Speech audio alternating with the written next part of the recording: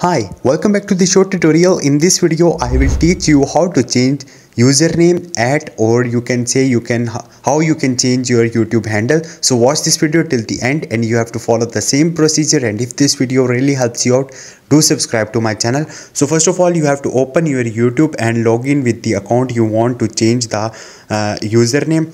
So after that, go back and open your browser. In your browser, you have to search for the youtube.com/handle. Once you will search for it, you will see open app option. Click on it.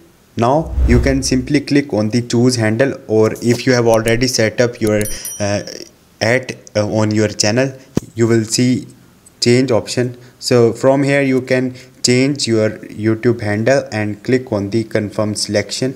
So this is the way. Hope this video will helpful for you. If you have any question or any confusion, just drop a comment. I will try to help you. Thank you.